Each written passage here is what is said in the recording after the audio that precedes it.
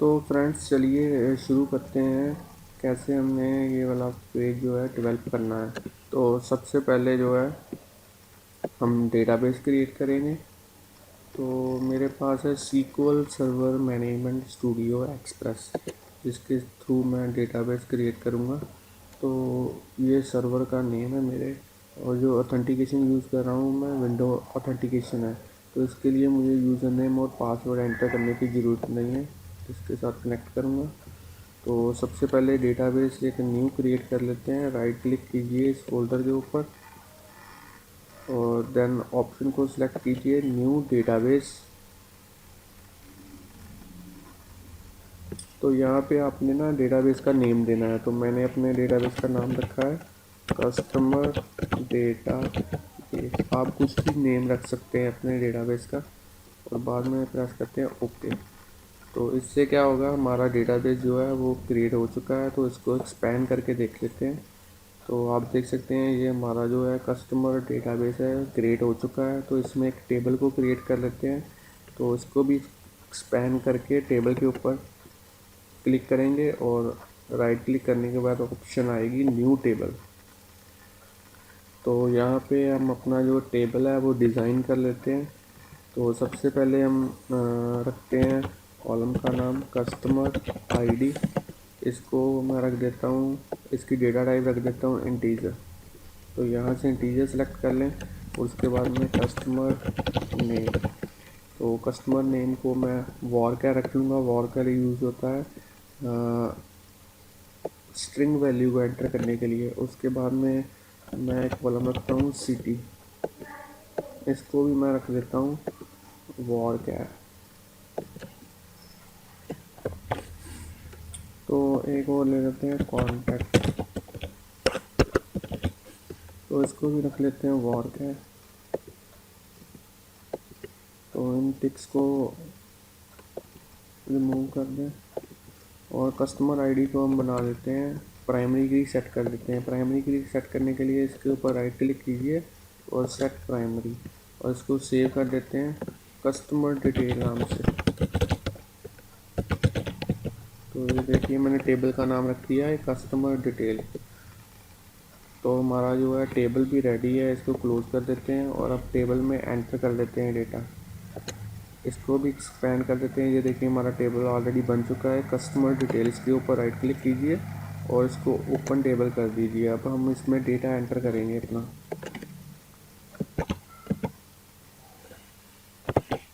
तो ये देखिए मैंने डेटा एंटर कर दिया है। तो एक रो और आपको एंटर करके बता देता हूँ 106।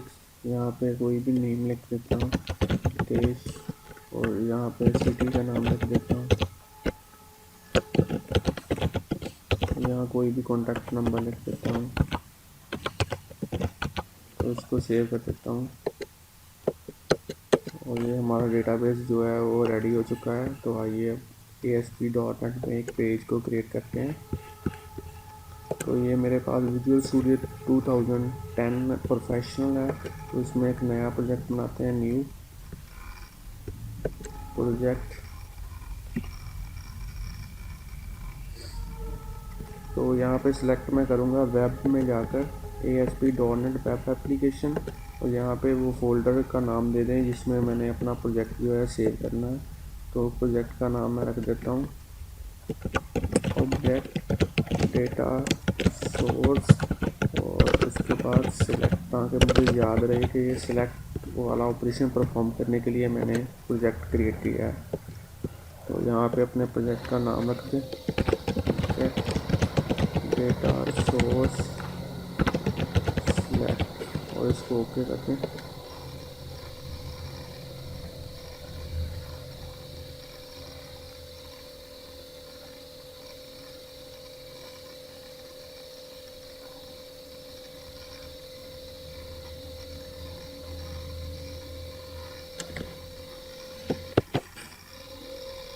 तो ये देखिए हमारा प्रोजेक्ट जो है क्रिएट हो चुका है। यहाँ पे हम नया पेज क्रिएट कर लेते हैं ऐड, उसके बाद में न्यू आइटम, इसके बाद में वेब फॉर्म, और यहाँ पे अपना नाम देते वेब फॉर्म का।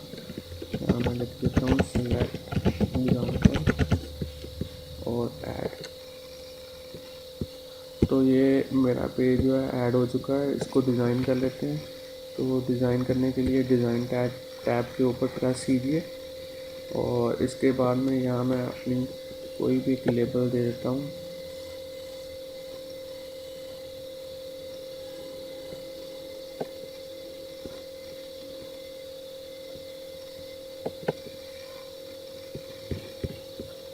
तो लेबल में मैं अपने कंपनी का नाम लिखूँगा। मेरे कंपनी का नाम है रिद्धि स्टडी हब।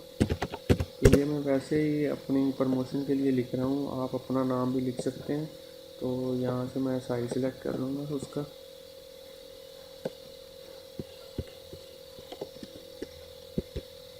तो अब यहाँ से शुरू करूँगा, अपने पेज के बारे में बताऊँगा। Select operation through object data source method configuration. तो ये मेरा पेज के ऊपर अब मैं कंपोनेंट ऐड करूँगा। कंट्रोल सबसे जो पहला कंट्रोल है वो है ग्रिड व्यू। तो इसको इंसर्ट कर लेते हैं। इंसर्ट करने के लिए जस्ट आपको कंट्रोल के ऊपर डबल क्लिक करना पड़ेगा। तो अभी इसको कॉन्फ़िगर नहीं करेंगे। उसके बाद में हमारा दूसरा जो कंट्रोल है वो सबसे इम्पॉर्टेंट कंट्रोल है जिसका नाम है ऑब्जेक्ट डेटा सोर्स। तो इसको भी डबल क्लिक करके इंसर्ट कर लेते हैं। तो इसको भी अभी कॉन्फ़िगर नहीं करना। सबसे पहले जो ज़रूरी थिंग है हमारे के लिए कि एक क्लास हमने क्रिएट करनी है। तो क्लास जो है वो एज ए बिजनेस लेयर का काम करेगी। तो इसके ऊपर राइट क्लिक कीजिए, ऐड न्यू आइटम। यहाँ से क्लास सेलेक्ट कर लें और क्लास का कोई भी नाम रखते हैं। जैसे मैंने नाम रखा है कस्टमर डेटा। तो ये क्लास जो है ये यूज़ होगी डेटा को रिट्रीव करने के लिए एज ए बिजनेस लेयर। तो इसमें हम बिजनेस लेयर क्रिएट करने के लिए एक मेथड को यूज़ करेंगे जिसका नाम है पब्लिक। मेथड क्रिएट कीजिए वाइड, उसके बाद में लिखिए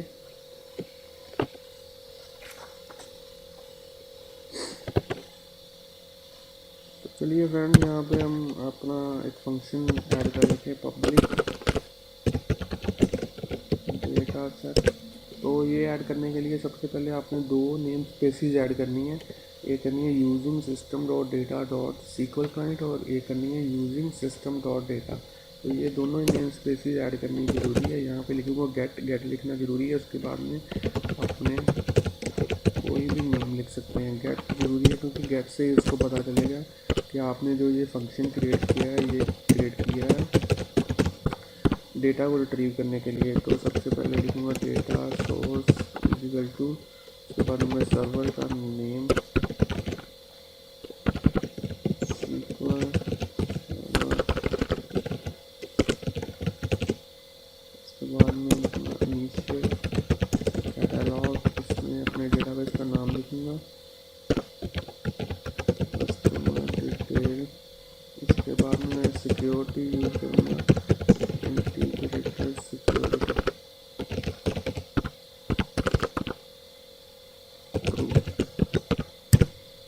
उसके बाद में एक सीक्वल कनेक्शन क्रिएट करूँगा कौन सीक्वल कनेक्शन कौन से एंटर, फिर स्ट्रिंग क्वेरी क्रिएट कर लेते हैं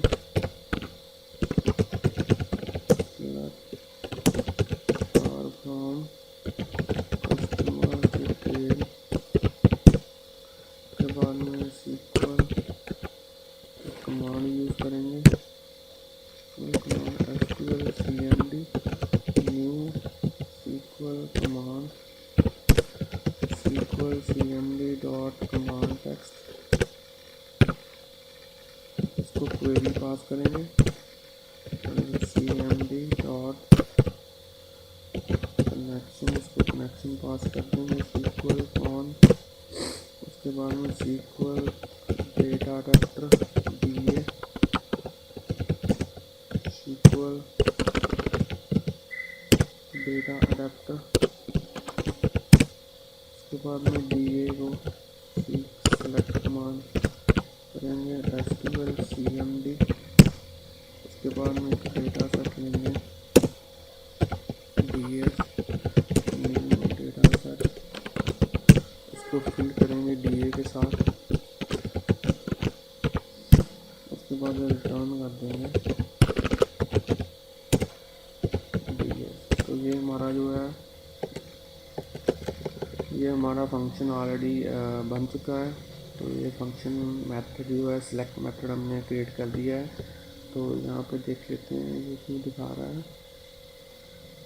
SQL कमांड SQL CMD,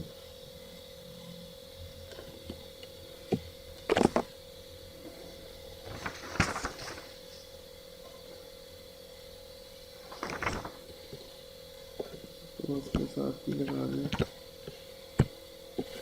इसको सेव कर दें। यहाँ पे ब्रैकेट लगानी ज़रूरी थी। अब अपनी पेज को कॉन्फ़िगर कर लेते हैं। तो ये आप एक बार नोट डाउन ज़रूर कर लीजिए, ये कोडिंग जो है ऐसे ही आप नोट डाउन कर लीजिए। तो अपनी वीडियो को स्टॉप करके यहाँ से अपनी कोडिंग जो है वो कॉपी के ऊपर नोट डाउन कर लीजिए। तो यहाँ पे अब जल्दी जल्दी से कॉन्फ़िगर कर लेते हैं। सबसे पहले इसको फॉर्मेटिंग कर लेते हैं, ब्राउन शुगर, ओके। अब इसको कॉन्फ़िगर करने के लिए सबसे पहले इसको रीबिल्ड कर देते हैं, सोल्यूशन रीबिल्ड, और यहाँ पे स्पेक्टर। तो यहाँ पे एक और ब्रैकेट लगानी थी, तो ब्रैकेट लगा देते हैं। तो दोबारा से इसको रीबिल्ड कर देते हैं, इसको कॉन्फ़िगर कर देते हैं। तो ये देखिए बिजनेस ऑब्जेक्ट के अंदर जो हमने अभी बनाया है उसको सिलेक्ट करेंगे, जिसका नाम है कस्टमर डेटा। इसको नेक्स्ट करेंगे और ये पहला ही मेथड है डिफ़ाइन करने के लिए। तो जहाँ से अपना जो मेथड आपने बनाया है वो सिलेक्ट कर लेंगे, फिनिश। उसके बाद में इसको कॉन्फ़िगर कर लेते हैं। तो इसमें हम जो डेटा सोर्स है उसको सेट कर देंगे ऑब्जेक्ट डेटा सोर्स 1। तो ये हमारा जो पेज है रेडी हो चुका है। तो हमने ये देखिए ऐसे कॉन्फ़िगर किया था इसको, राइट क्लिक करके कॉन्फ़िगर। तो ये कस्टमर डेटा और सेलेक्ट मेथड में हमने यूज़ किया है हमारा गेट कस्टमर डिटेल, जो हमने ऑलरेडी डेवलप कर चुके हैं क्लास के अंदर। तो इसको रन करके अब देख लेते हैं।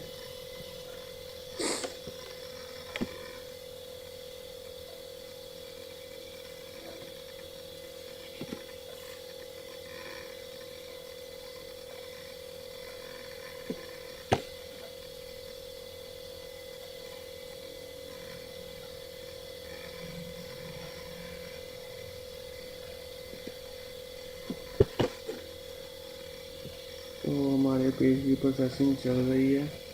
तो अभी ये आउटपुट डिस्प्ले कर दिखा देगा आपको।